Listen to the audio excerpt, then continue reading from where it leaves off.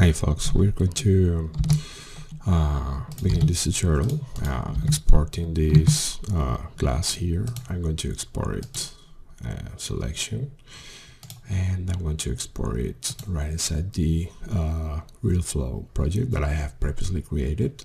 I'm going to save it right here in assets folder. I'm going to save it as glass SD, and here in RealFlow I'm going to open up my scene, and I'm going to import the SD file that is located right here. Okay, and this scale is huge, really huge, so I'm going to reduce this scale to something like 0.1 maybe. And this base is going to be an active rigid body, and I'm going to create a floor, something like 10 by 10 may work, or maybe a little bit stretched here. Okay, pretty much. And the plane is going to be a passive rigid body. It's going to have infinite mass, and it's going to basically its function is basically to collide, to make the glass collide over it and bounce over it. So basically I'm not going to use global links. They're usually expensive in computational terms, and I'm going to use exclusive link instead. I'm going to add some gravity here, and I'm going to say that the base, that the glass is affected by gravity and by the plane itself. To the glass, I'm going to apply an initial speed and rotation that I have previously calculated or tried. We're going to say -803 and 15 -1 for the rotation, for instance. So in export central, just let's make sure we have animation and cast BTC selected, and let's see what happened. We said yes, A was in action, and simulate.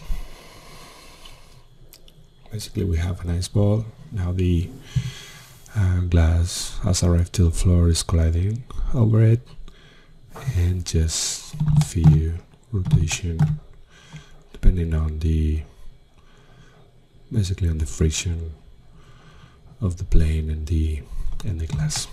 Okay, so if I scrub the timeline, you may have this strange behavior. Well, this is basically because the pivot point is not properly centered. So I'm going to set this to 0, 0, 0, reset, and simulate again.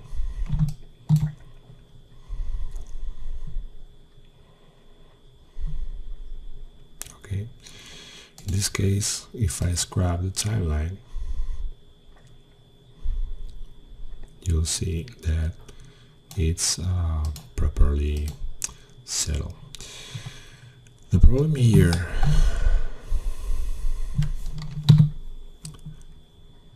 is that if I set the pivot point to 0, 0, 0, you will notice this shift or this phase right here. If you compare with the Maya scene, it's pretty close, the glass to the 0, 0 point.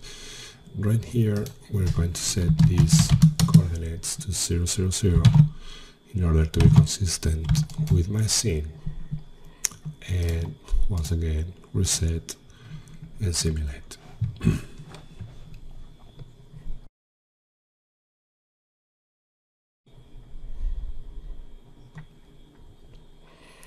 Alright, simulation is done.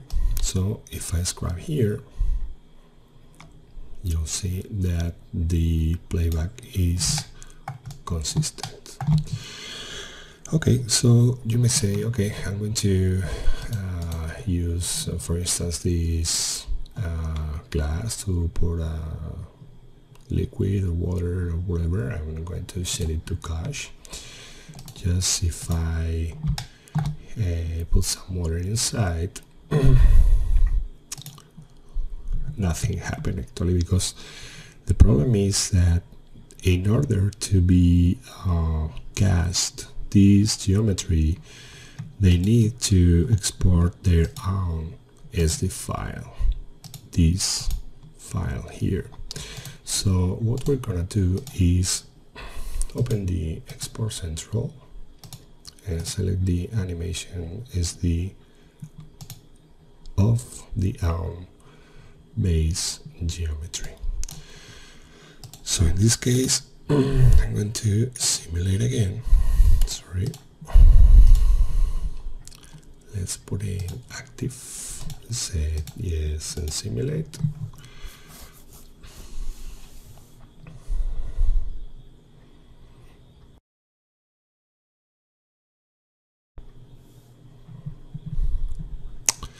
Alright, the simulation is done. So at this point, now that I have, now that the glass has its own curve, its own animation SD file, if I set this guy to cache, reset and simulate, you will see that is apparently bandwidth. Okay, what we can see actually is that we have a different position. We can see clearly how the glass is going step by step, and this is going to be located frame by frame, and this will in most of the cases will not work properly for us. For instance, if we reset here and add a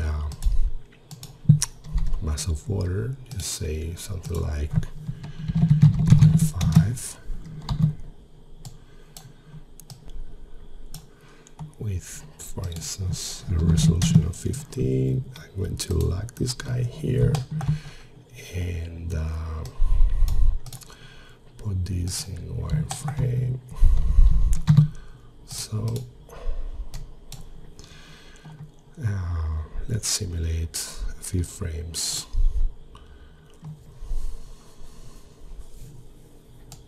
Oh, I just forget to link the circle to some gravity, to the base, to the plane, for instance. Okay, reset, yes, simulate.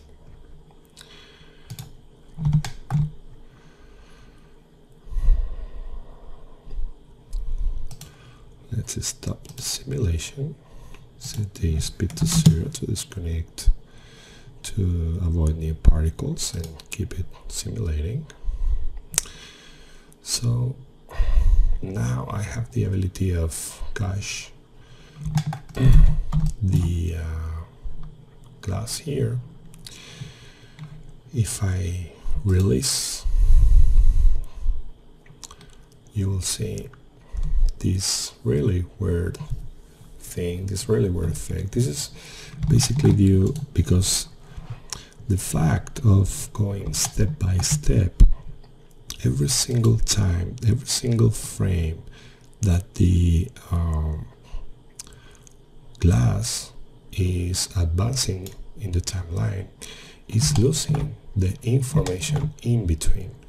So consequently, the fluid is being missed in between frames, and consequently is going to be, as you see, spread away. It's going to be completely wasted. Maybe some areas here are dragging the fluid, but all of the in-between, between frame 2, 3 are losing the fluid itself. So what we're gonna do is to work with a workaround for that. What we're gonna do is to use the curves that we previously used here, that we previously simulated, these curves here, and we're going to transfer these curves to the base. How do we do that? Well, basically we're going to open up a brand new instance of RealFlow, and we're going to use a blank project, completely blank. This is very useful. We're going to import the SD file that we have, broken glass objects base, and we're going to match the scale. We just need to make sure we're also using the same axis setup, and it's important to use the same frames per second, in this case 3.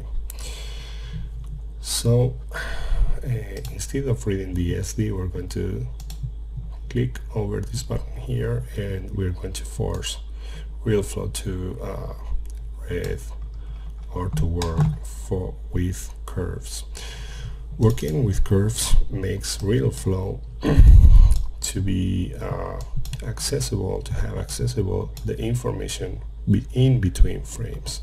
So this is the frame 32, this is the frame 33, and RealFlow with this function, with these curves, is allowed to deal with this information in between. So what we need basically is to export all of these curves in a single file, an XML file. We're going to export selected nodes as XML, and we're going to export this XML in the scenes broken glass assets.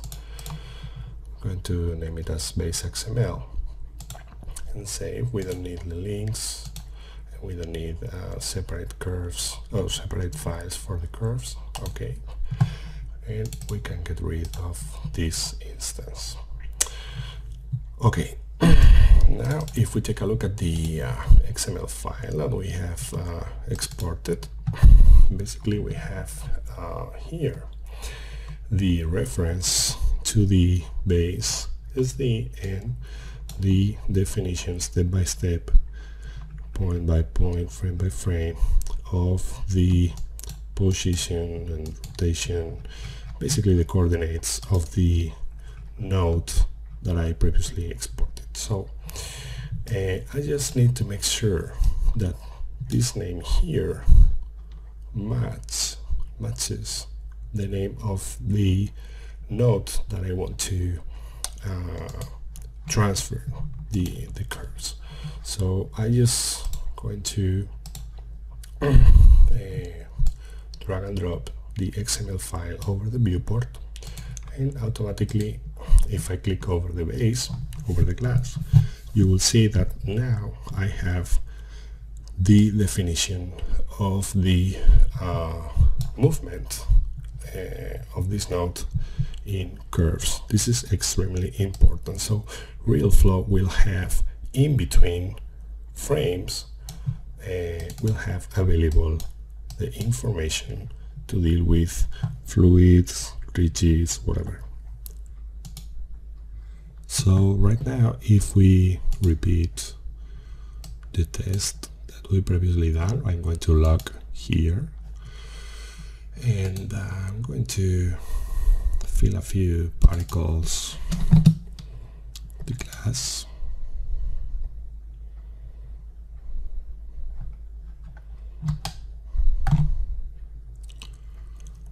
Okay,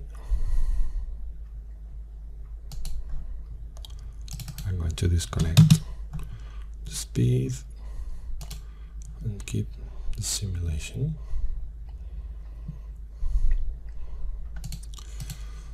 So right now, if we release the simulation, you will see that is absolutely consistent, the fluid with the movement, thankfully to the curves, thankfully to the continuous information that RealFlow is reading from these curves, instead going frame by frame, reading from the SD file. So this is the importance of the fact of working with curves.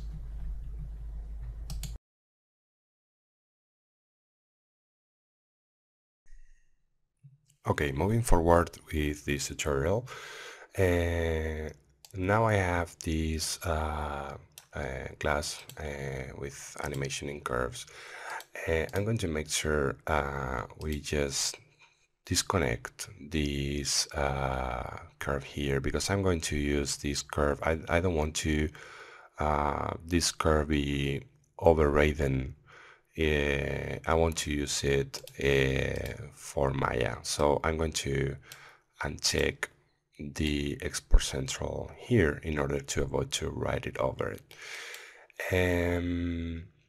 What I'm going to do is first of all, I'm going to set this fluid inactive and hidden actually, and I'm going to get rid of these exclusive links, because the geometry is already simulated. I don't want to resimulate it again. What I need actually is that this rigid body is going to be as a guide for my broken glass. We're going to create, selecting this original glass, we're going to create a brand new geometry right inside RealFlow, which is this broken glass here. And what we want is to inherit this velocity and rotational of the original glass in order to be transferred to the fracture glass here. And what we want is to swap the simulation once the original glass with the broken glass attached or linked has touched the ground. We want to hide this original glass and keep the simulation with the pieces of the broken glass. So we're going to, you may think, well, okay, I'm just simply going to parent this new broken glass to the original one and reset and simulate. Well, actually this doesn't work, because the thing is that our glass here, our broken glass, is still not working as a active rigid body. We want these pieces of the broken glass get spread away, so we need them to be an active rigid body. The problem is that for the rigid bodies solvers in RealFlow, we don't transfer this parent information here. So if we just reset and simulate with the consideration of this fractal class is right now an active rigid body, we're going to remove that fluid. So if I simply keep this fractal glass linked or attached to the original one, the problem is that if I simulate, as I told you before, the rigid body solver is not going to hear about that hierarchy. In order to link objects with a rigid body solver, we are going to use joints. We're going to create our broken glass here, and what we're going to do is to set it as an active rigid body, exactly the same as in the previous case. And there's active rigid body where one is linked to gravity and reacting over the plane. Okay, so first of all, what we're gonna do is to create a first group of joints. We're going to select a multi-joint, and we want the fractured object is linked or is parented certainly to the original unbroken glass. And the way of creating this method, in this case, we're going to set at locators, bounding box centers of the geometry base fracture, which basically means that if I hide the original one and just keep this one shown, if we think in each one of these pieces, each one of these broken pieces as a bounding box, RealFlow is going to set a joint right in the middle, right in the center of each one single bounding box coming from each one of these single pieces. If I create the joints, here you have the joints right in the middle of the bounding box of each one of these pieces here. I'm going to set this node in green, for instance. Okay. Now that the fractured glass is attached or parented or linked to the original base, what we're going to do is to keep all of the pieces together, keeping the fitting the same shape actually. But before to do that, I'm going to make a very important action in the first collection of multi-joint, which is disable all collisions between A and B. We don't want these rigid bodies, one exactly in the same position as another is being colliding, because actually it's completely impossible in the real life, and it may cause some unstable or unexpected behaviors in RealFlow, and this definitely will accelerate much more our simulation.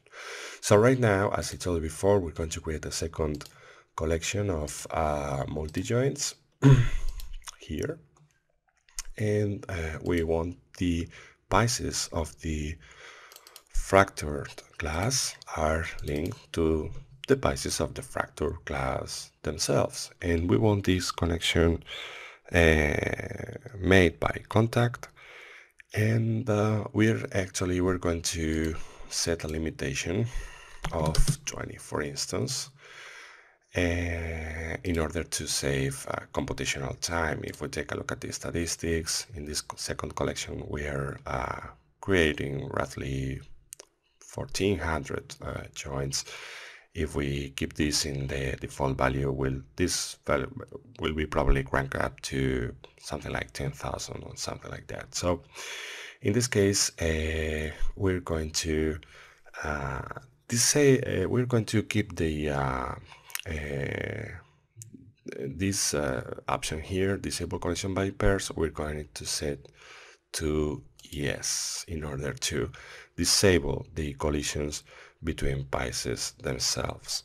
And what we're going to do is, just before the swapping, we will turn this value to no. So I'm going to reset yes and simulate, and I'm going to hide both collections of joints, and I'm going to show in bounding box the original, the guide glass that is actually dragging with its curved animation, is dragging the fractal glass. This is important, the curves, as we could see in the previous video, because exactly the same as in the fluid, if the simulation is being read from frame by frame without information in between, these joints will probably won't work properly. So I'm going to skip a little bit until the glass is touching the ground actually.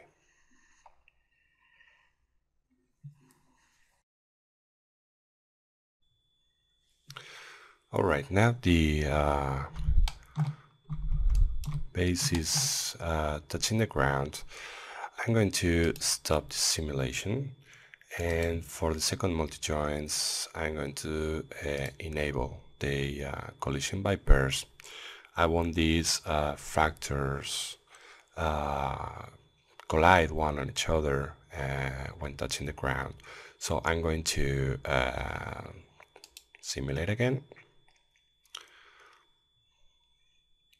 You may notice that there's clearly separation between these pieces here. Well, we can sort this out by raising the number of joints here. Obviously, it will take much more time in computational terms, but definitely taking into account this is going to be a swap from completely unbroken glass to a broken one, and certainly this may work for me, at least just in this case. So I'm going to stop the simulation, and I'm going to disconnect I'm going to set inactive both joints right now, and I want to free or release the broken glass. I'm going to set this original glass inactive, and actually I'm going to hide it actually. So if we resume the simulation, we have these nice spreading pieces here, and you may notice this irregular behavior in some parts of the broken glass. Well, we can simply erase them in our 3D platform, our 3D tool, in order to keep the stability or being a much more accurate simulation. We also can chase 3 different modes of accuracy right here in the simulate arrow. And I'm going to stop 1 second and drag this floor over it a little bit away, okay, and simulate. And so I told you before, there are some different options here. If we press the arrow, you will find 3 different levels of accuracy. Probably medium or high will avoid these weird behaviors in that pieces, but I'm going to depreciate them. I'm going to simply erase them in my 3D platform. I'm going to wait a little bit more until the simulation is surely complete.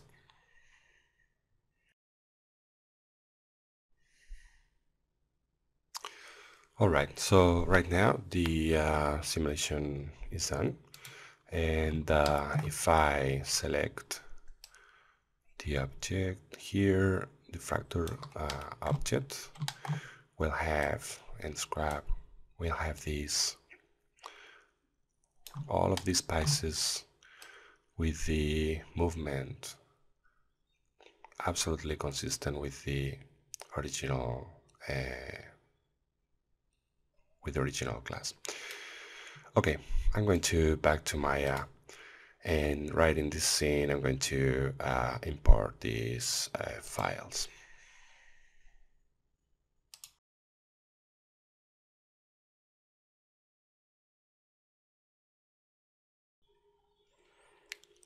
There are some different ways to import our simulated geometry right in the 3D platform. If we want to keep the original geometry instead of the tree geometry that we have right here in RealFlow. This geometry is right here in triangles, and I actually want to keep the quads. So in this case, what I can do is import directly the base SD. Instead of the animation SD file, I'm going to import the base SD file, and automatically the RealFlow plugin will identify for the same name, with the same name of the node, will identify the geometry that I want to transfer all of these keyframes here. It's convenient in some cases, especially when dealing, for instance, with some motion blur renderers that takes the motion blur from the vertices. It's convenient to, in some cases, it's convenient to bake the simulation for this kind of original objects where we transfer or where we add the animation done in RealFlow. So we can edit keys, bake simulation, and keep these control points tick on, selected, and then bake. Okay, so right now the vertices are containing the information of the animation itself. Okay, so in this case I'm going to import also the fractured glass. There's a lot of geometry, a lot of biases, and it's important here. Okay, so in one hand we have the original geometry, the unbroken glass. In the other hand we have the broken glass. I'm going to make sure that this original glass is added here, and I'm going to hide it for a while, and right now I'm going to get rid of these weird parts here that I commented before. Simply delete them, and in this case, well, I can select all of these biases here and add them to its own layer. So in this case, I'm going to add a glass material. I probably don't need the one single material per bias that I have here, so I'm going to delete the unused nodes and just keep the materials that I strictly need. Let me check what bias is using this one. Okay, I'm going to delete this one and hyperset and delete unused nodes. This is a good method to identify small biases or lost biases that can be thrown away. Okay, so right now we can decide where do we want to make the switch, where do we want to swap from one geometry to another. In this case, we can consider that once the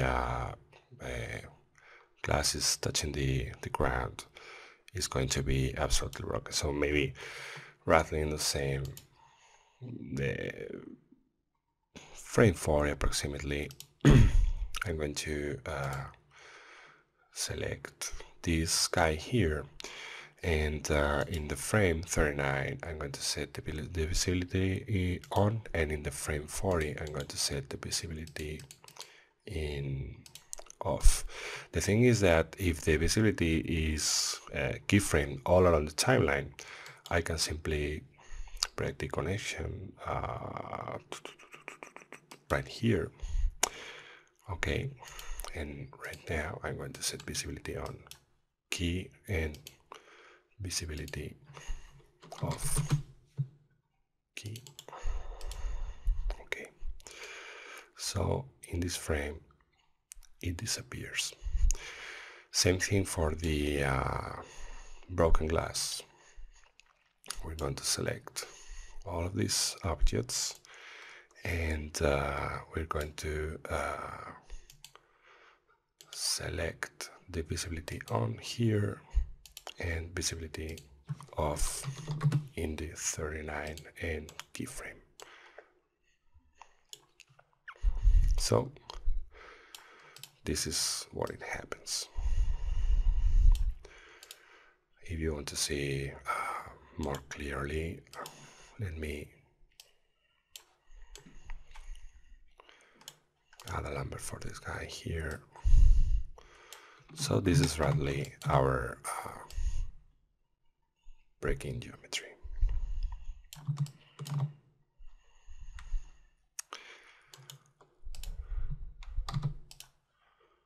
All right. Well, this is the geometry that we can right now we can apply the materials and lights and the techniques that you want to apply for it, and hope this tutorial is useful for you, and thank you very much for watching.